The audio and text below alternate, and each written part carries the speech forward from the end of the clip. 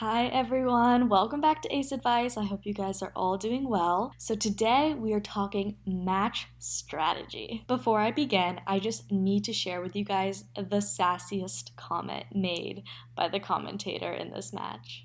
Gentlemen, we kindly ask you to remain silent during play. Thank you. Well, good luck with that. We're in New York. Yeah, good luck with that. So the actual match that I'm analyzing for you today is Monfils versus Berretini in the US Open. This was a quarterfinal match, so very high stakes. They're all playing their best, and it was an amazing match. It was, I think, over 3 hours, so it was pretty epic. So I am going to show you guys how to beat someone like Monfils. Let me show you an amazing highlight of Monfils from a different tournament so you get an idea of the kind of player I'm about to show you how to beat.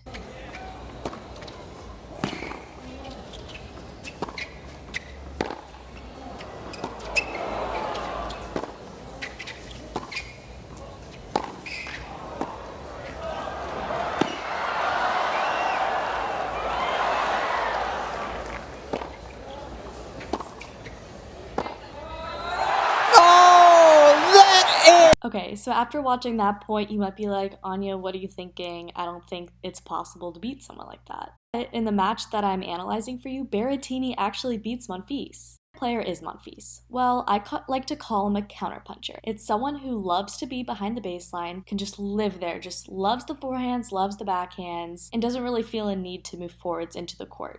And I know what you're thinking. Am I giving advice on how to beat Nadal? You know, I'm gonna just not answer that question because it's against my religion. But yes, Nadal plays very similarly to Monfils. What? Who said that? Alright, so let's get started with the first thing. A counterpuncher loves to just, chill behind the baseline, right? So a great way to get them out of position is to be that first person to change direction in a point. Meaning if you're in a cross-court rally, hit down the line. Obviously, the big thing that I want to emphasize here is that you want to do it with big margins, with height over the net, and give yourself a few feet inside the alley. Punchers just love the rally, right? So to get them out of their rhythm, hitting down the line is a really effective way in doing that. I have two examples for you of this. The first one where Berrettini is going to be able to hit a winner by doing so, and the other one is just a good example of him hitting down the line when Monfils was not expecting it, and Monfils therefore making a mistake from it. Kit change.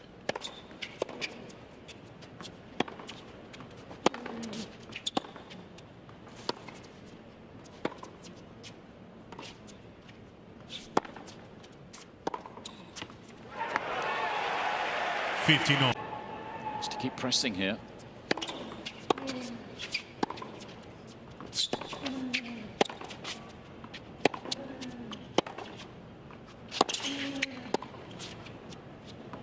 Presumably as a player, Taylor.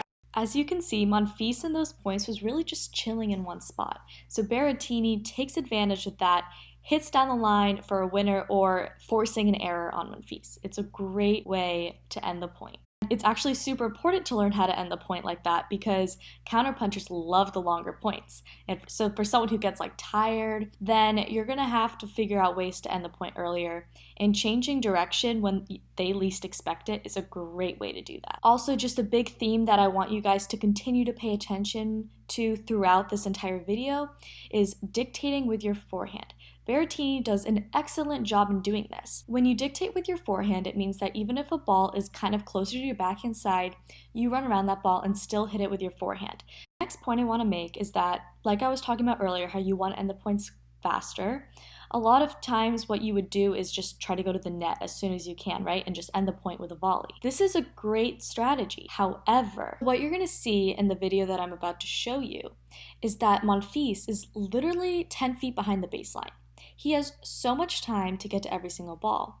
But what Berretini does is he hits an approach shot to the Monfils forehand, where Monfils has seconds to get to that ball because he's so far back. The farther back you are, the more time you have to get to every ball. So instead of Berretini maybe angling it off a little bit, hitting a little bit shorter so Monfils has to run forwards, all Monfils has to do is just go to the side and he has plenty of time to hit a passing shot. And let me show you this. 2 points away, 2 service points to come for the Italian.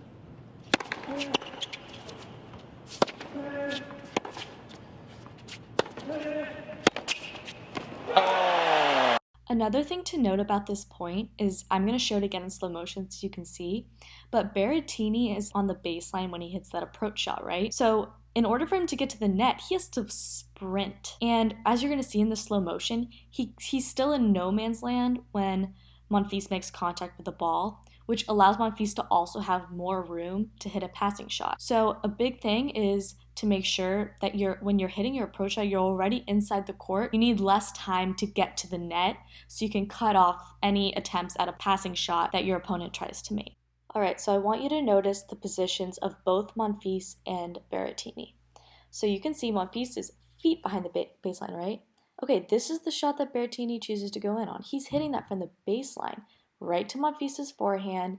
And what do you know? Monfils, with his amazing athletic abilities, is able to put that ball away. The next tip that I'm going to show you is the way to beat a counterpuncher. If you do anything at all, this is what you do.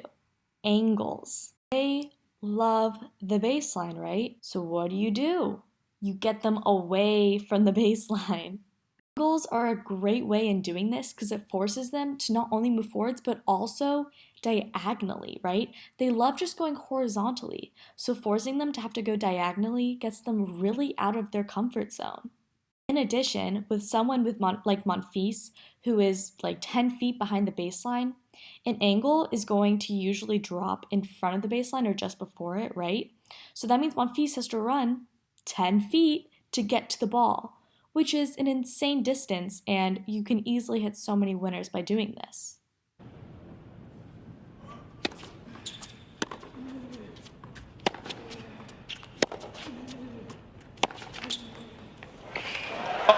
Monfils is stubborn and chooses not to run diagonally to the ball. He decides to still run horizontally, and that's why he didn't have enough time to get to the angle. If he chose to move diagonally, he actually probably would have gotten there. And that's a big thing with counterpunchers. They're stubborn and don't want to move forwards at all. To settle it.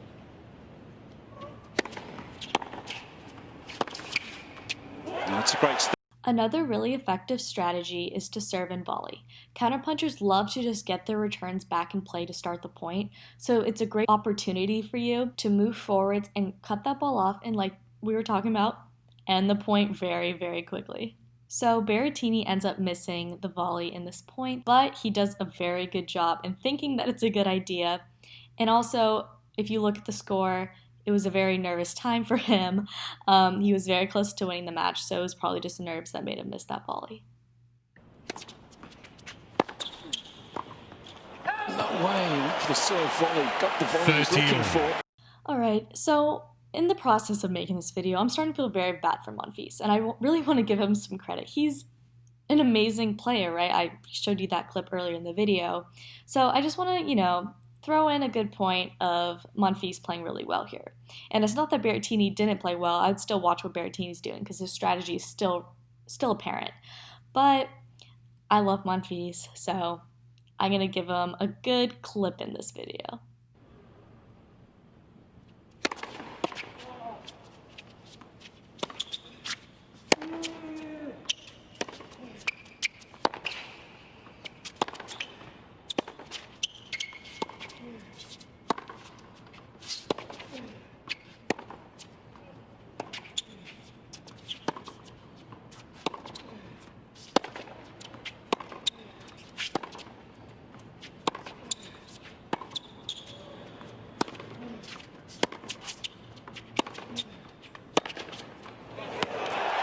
Incredible. What a forehand. So this next point is a great example of Berretini doing a lot of the things I already talked about. Opening up the court with your angles, hitting down the line when your opponent least expects it, going to the net when it's actually a good shot, and also he dictates with his forehand very well in this point. And this type of point is exactly the model in which you should use to beat counterpunchers. If you do this every single time, you can beat them, I promise.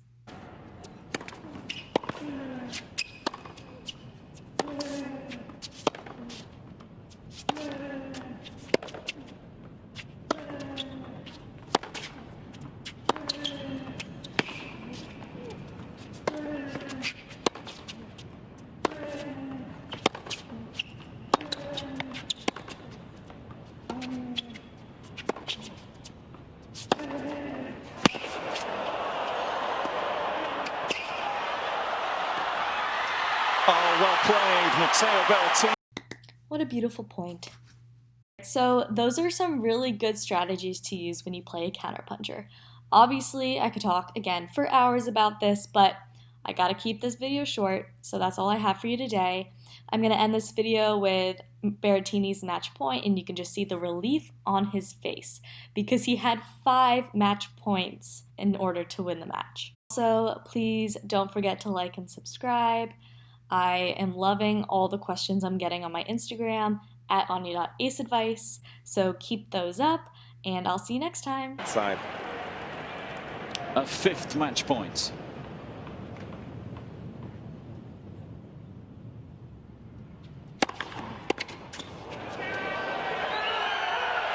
This time. Game.